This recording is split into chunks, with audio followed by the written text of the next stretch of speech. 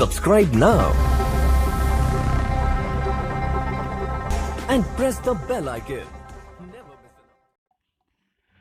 Hello viewer, मैं निशात अहमद स्वागत करता हूं आपका अपना चैनल जीएस ऑनलाइन पर। साथियों, इस वीडियो में मैं आपको बतलाने वाला हूं इंटरमीडिएट का जो अभी नोटिफिकेशन आया है बिहार बोर्ड की तरफ से कि आपका 27 अप्रैल से लेकर 11 मई तक आप इंटरमीडिएट में यदि एडमिशन लेना चाहते हैं तो आप आवेदन ऑनलाइन कर सकते हैं। क्या क्या प्रक्रिया है, कौन कौन सी सावधानी बरतनी है, कितना आपको आरक्षण छूट मिलेगा, ये सारी जानकारी इस वीडियो में आपको दोस्तों मैं देने जा रहा हूं।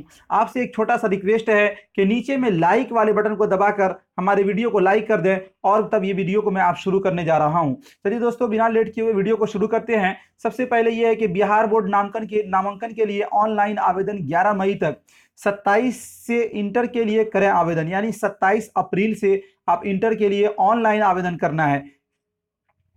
सबसे बड़ी जो न्यूज़ है वो आपको ये है कि 2019 टू 21 के लिए इंटरमीडिएट में प्रवेश के लिए 27 अप्रैल से 11 मई के बीच नामांकन के लिए आवेदन किए जा सकते हैं। बिहार विद्यालय परीक्षा समिति ने इससे जुड़ी गाइडलाइन जारी की है। यह आवेदन राज्य के लगभग 3,319 शिक्षण संस्थानों में online facilitation system for students, यानी जो कि OFSS बिहार आप जब डालेंगे .in बिहार तो वहां पर आपको मिल जाएगा, सॉफ्टवेयर के माध्यम से किए जाने हैं।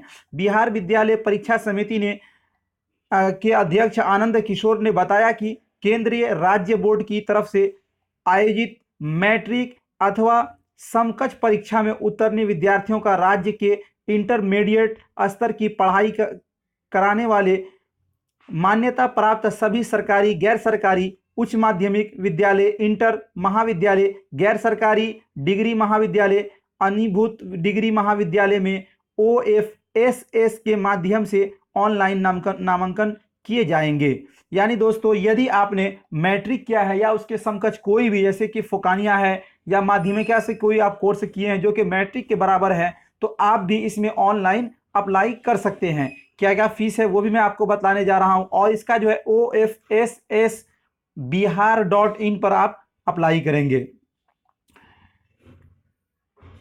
फिर आगे है, किसी भी स्थिति में ऑफलाइन आवेदन स्वीकार नहीं किए जाएंगे।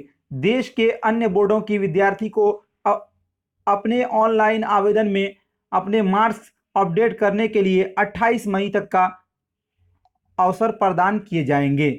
यानी ये तो 11 मई तक तो जो बिहार बोर्ड से जिन लोगों ने एग्जाम दिया उसके लिए है। यदि किसी अन्य बोर्ड से है तो उसको 28 मई तक वो अप्लाई कर सकते हैं, क्योंकि जैसे कि CBSE बोर्ड का अभी रिजल्ट ही नहीं आया है तो उसके लिए ये डेट 28 मई तक है। अब जो ऑनलाइन आवेदन भरते समय विद्यार्थी इन बातों का रखें ध्यान, यानी कौन कौन सी आप गलती नहीं करना है, कौन कौन से का आपको चांस दोबारा नहीं दिया जाएगा, उसको आप बिल्कुल ध्यानपूर्वक सुने और इसको समझें। एक आवेदन करने में विद्यार्थी एक मोबाइल नंबर एवं एक ही ईमेल आईडी का इस्तेमाल करेंगे। यानी एक ही मोबाइल नंबर होना चाहिए और एक ही ईमेल आईडी होना चाहिए, और वो मोबाइल नंबर भी आपका और ईमेल आईडी आपका ही होना चाहिए।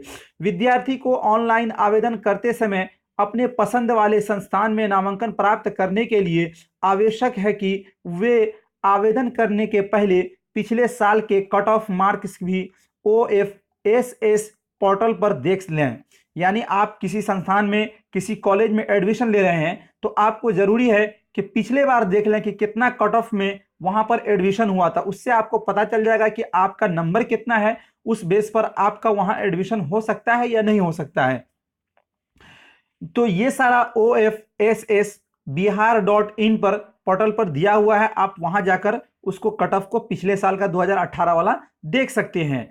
फिर आगे है, पिछले साल के कट ऑफ देखने के बाद ही वे तय करें कि अपना नामांकन किस विद्यालय, महाविद्यालय में प्राथमिकता के अनुसार लेना चाहते हैं। अब आपका कितना नंबर है, इस साल अधिकतर बच्चे फर्स्ट डिवीजन लाए हैं तो इसलिए इस साल जो है कट ऑफ हाईएस्ट जाएगा, इसलिए आप नंबर के अनुसार आप अपना विद्यालय चुनें। विद्यार्थी को चाहिए कि ऑनलाइन आवेदन करते समय विभिन्न संस्थानों का विकल्प सावधानी पूर्वक चुनें, क्योंकि OFS के माध्यम से फॉर्म भरते समय एक बार विकल्प चुनने के बाद उसे अंतिम विकल्प माना जाएगा। यानी आपको जो विकल्प आपने चुन लिया, एक ही बार उसको मौका दिया जाएगा, उसको करेक्शन का यानी सुधार करने का मौका नहीं दिया जाएगा। इंटरमीडिएट कक्षा में नामांकन के लिए विद्यार्थी न्यूनतम 5 तथा अधिकतम 20 संस्थानों का विकल्प भर सकते हैं। यानी आप कम से कम 5 संस्थानों का नाम विकल्प के तौर पर चुन सकते हैं। उसके बाद अधिकतम से अधिकतम आप 20 संस्थानों का नाम चुन सकते हैं। उसके बाद आरक्षण के बारे में बात आती है कि आरक्षण किसको किसको मिलेगा। तो बिहार सरकार के अधिसूचना के अनुसार विद्यालयों एवं महाविद्यालयों में आरक्षण इस तरह दिया जाएगा। कैटेगरी है, किसको कितना परसेंटेज मिलेगा वो आप यहां पर देख लें। अनुसूचित जाति को मिलेगा 16%, उसी तरह अनुसूचित जनजाति को 1%, अत्यंत पिछड़ा वर्ग को 18%, पिछड़ा वर्ग को 12% और पिछड़ा वर्ग की महिला को 3% और आर्थिक रूप से कमजोर जो कि 10% उसको आरक्षण मिलेगा। जो कि जनरल कैटेगरी से अभी जिसका बना हुआ है उसको 10% आरक्षण मिलेगा। उसके बाद बात आती है आवेदन की प्रक्रिया की। तो आवेदन कैसे करना है उसको हम लोग समझ लेते हैं अच्छी तरीके से। सहज वसुधा केंद्र के माध्यम से विद्यार्थी सहज वसुधा केंद्र पर जाकर OFSS व्यवस्था के तहत ऑनलाइन आवेदन कर सकते हैं।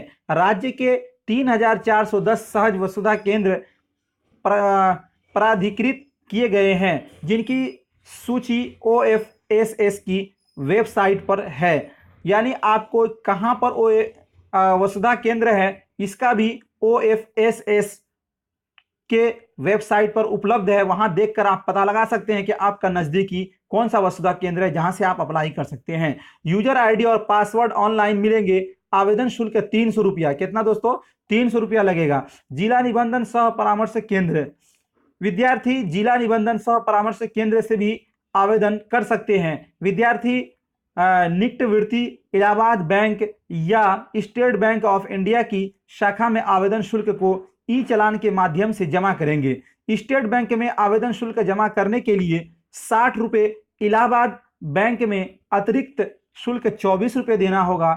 यानी स्टेट बैंक में आप यदि जमा करते हैं तो 360 रुपये, इलाहाबाद बैंक में जमा करते हैं तो आपको 24 रुपये देना अधिक होगा, यानी 324 रुपये। बैंक में शुल्क जमा करने के 48 से 72 घंटे बाद भुगतान की सूचना बोर्ड के पोर्टल पर अपलोड की जाएगी।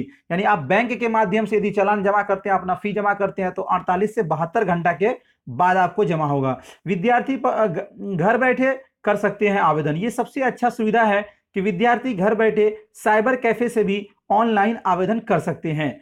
आवेदन शुल्क का भुगतान ऑनलाइन किया जा सकता है। यानी आप साइबर ये सब झमेला नहीं करके आप साइबर कैफे से भी ऑनलाइन आवेदन कर सकते हैं और आप घर बैठे ही आप इसको डेबिट कार्ड, क्रेडिट कार्ड से अप्लाई कर सकते हैं। तो दोस्तों ये था कुछ बेसिक जानकारी। और इस बार का जो है इंटर एडमिशन को इस साल कट ऑफ जो है मार्क्स जो हाईएस्ट जाएगा, इसलिए आप बिल्कुल ध्यान पूर्वक ही आप अपने मार्क्स के अनुसार जितना नंबर आया है उसी अनुसार कॉलेज का चॉइस करेंगे तो आपके चॉइस के अनुसार ही आपका मेरिट लिस्ट बनेगा। दोस्तों आपसे एक छोटा सा रिक्वेस्ट है कि आप इंटर में कौन सा विषय लेंगे, आर्ट्स, साइंस, किसमें कितना सब्जेक्ट का प्रैक्टिकल है, कितना नंबर का सब्जेक्टिव और ऑब्जेक्टिव क्वेश्चन पूछा जाता है। आमतौर पर बच्चे को बहुत ज्यादा कंफ्यूजन होता है। इस पर मैंने एक वीडियो बना रखा है, आप मेरे डिस्क्रिप्शन में उसका लिंक दिया हुआ है। उस वीडियो को देखकर आप बिल्कुल सेटिस्फाइड हो जाएंगे और आप बिल्कुल कोई भी आपको डाउट नहीं होगा। उस वीडियो को एक बार जरूर देख लें ताकि आपको विषय चुनने में